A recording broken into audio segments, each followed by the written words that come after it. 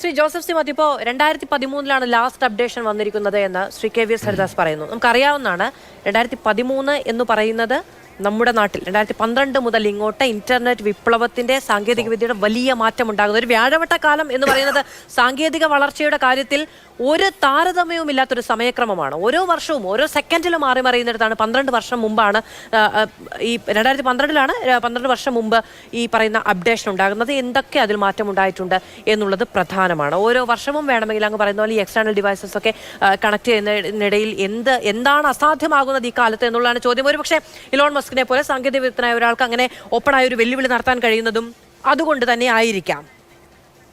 ഇതൊരു തുടർ പരിശോധന എന്നുള്ള ആവശ്യം കോടതിയിലേക്ക് തന്നെ പോയാൽ അതിന്റെ സാധ്യത എന്തായിരിക്കും? ഇത് ശ്രീ കെ വി എസ് പറഞ്ഞതുപോലെ ഒരു തവണ തീരുമാനമായതുകൊണ്ട് ഇനി ഒരിക്കലും തുറന്നു പരിശോധിക്കാൻ കഴിയാത്തത് ആണ് എന്നാണോ?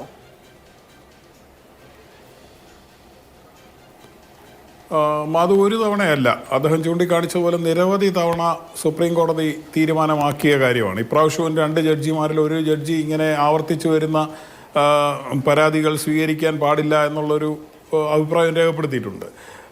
പക്ഷേ മറ്റേ ജഡ്ജി അതിൻ്റെ ലീഡിങ് ജഡ്ജ്മെൻറ്റിൽ ഇത് മൗലിക അവകാശമായതുകൊണ്ട് ജനങ്ങൾക്ക് ബോധ്യപ്പെടേണ്ട എന്നുള്ളത് കൊണ്ട് ഇതിൻ്റെ പ്രവർത്തനം മുഴുവൻ വിശദീകരിക്കുന്നു എന്ന് പറഞ്ഞ് ഈ കാര്യങ്ങൾ മുഴുവൻ വിശദീകരിച്ചിട്ടുണ്ട്. അതിൽ ഞാൻ നേരത്തെ പറഞ്ഞതുപോലെ നമ്മൾ എന്താണോ പ്രതീക്ഷിക്കുന്നത് അത് കൃത്യമായി നടക്കുന്നുണ്ട് എന്നുള്ളത് അതിൽ വിശദീകരിച്ചിട്ടുണ്ട്. നമ്മൾ പ്രതീക്ഷിക്കാത്തത് വല്ലതും അതിൽ നടക്കുന്നുണ്ടോ എന്ന് പരിശോധിക്കാൻ കോടതിക്ക് സംവിധാനമില്ല, ഇലക്ഷൻ കമ്മീഷനും സംവിധാനമുണ്ടെന്ന് ഞാൻ കരുതുന്നില്ല.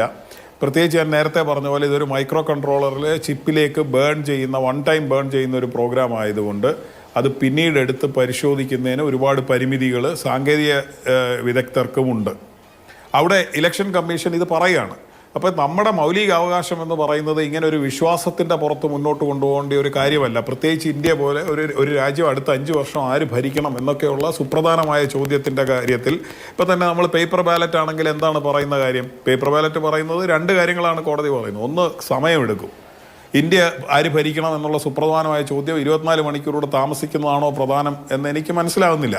രണ്ടാമത്തേത് ബൂത്ത് ക്യാപ്ചർ പോലുള്ള കാര്യം നടക്കും. നമ്മളിപ്പോൾ ഇത് കൺട്രി ക്യാപ്ചറും നടക്കും. ഇതിലൂടെ വേണമെന്ന് വിചാരിച്ചാൽ സാങ്കേതിക വിദ്യ ഉപയോഗിച്ച് ഒരു രാജ്യം പിടിച്ചെടുക്കാൻ കഴിയും. ഇപ്പം നമ്മൾ പറഞ്ഞ 3 വേർഷൻ വന്നതാണ്. അതിനുശേഷം മെഷീൻ വന്നിട്ടില്ലെന്നല്ല, ഓരോ മെഷീനിലും ഇൻഡിപെൻഡൻ്റ് ആയിട്ട് സോഫ്റ്റ്വെയർ ബേൺ ചെയ്യുകയാണ്. അപ്പോൾ 2013 ശേഷം നിരവധി സിസ്റ്റം വന്നിട്ടുണ്ട്. അത് M3 വേർഷനിലുള്ളതാണ് എന്ന് മാത്രമേ ഉള്ളൂ. അപ്പോൾ അതിൻ്റെ അകത്ത് ഇപ്പം നമ്മൾ നേരത്തെ പറഞ്ഞതുപോലെ നമുക്ക് നുഴഞ്ഞു കയറി നമുക്ക് വേണ്ട രീതിയിൽ മാനിപ്പുലേറ്റ് ചെയ്യാവുന്ന ഒരു മാറ്റമുണ്ട്. അതല്ലെങ്കിൽ ആദ്യം തന്നെ എഴുതിയിടുന്നൊരു കോഡുണ്ട്. അതിൻ്റെ അകത്ത് നിങ്ങൾക്ക് ഇത്ര ശതമാനം മാനിപ്പുലേറ്റ് ചെയ്യാം എന്നുള്ളൊരിതുണ്ട്. അതിപ്പം നമ്മൾ ആ ശതമാനത്തിന് അപ്പുറത്താണ് നമ്മളുടെ ഡെഫിസിറ്റെങ്കിൽ അത് മറികടന്ന് വന്നോളണം എന്നില്ല.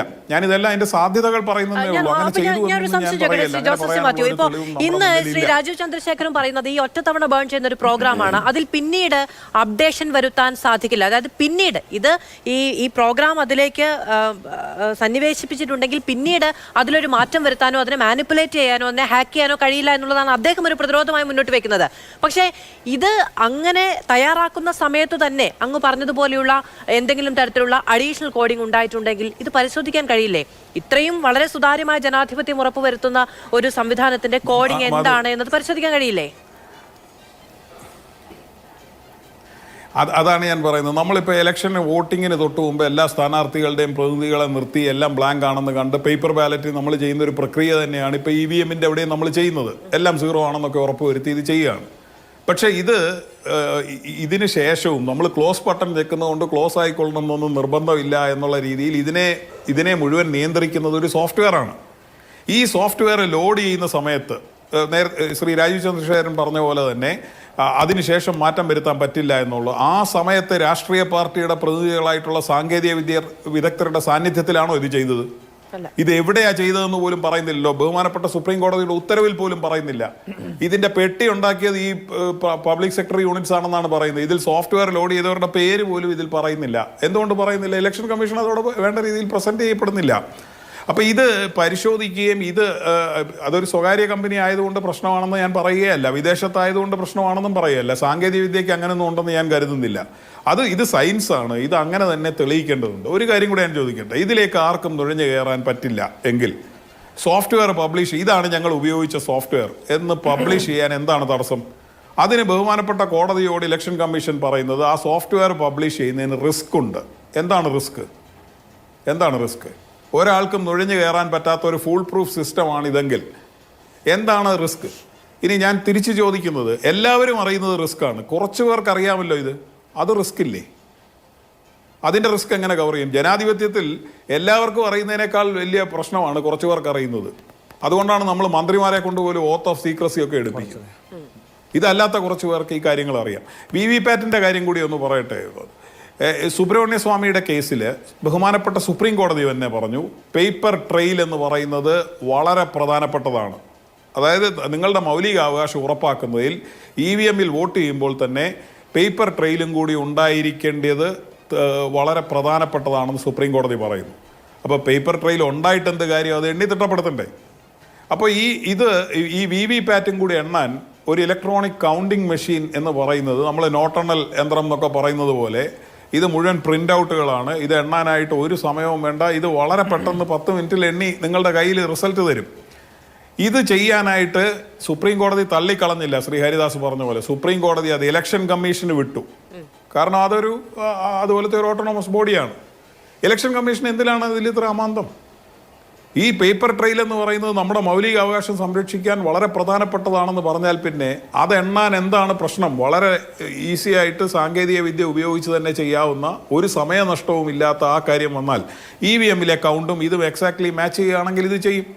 ഇപ്പം തന്നെ EVM-ലെ ടോട്ടൽ വോട്ട്സിൻ്റെ കാര്യത്തിൽ തന്നെ മിസ്മാച്ച് വന്നിട്ടുള്ള എത്രയോ ഇടം നമ്മൾ ഈ ഇലക്ഷനിൽ തന്നെ നമ്മൾ കണ്ടു. അതിനെ എങ്ങനെയാണ് ന്യായീകരിക്കുക?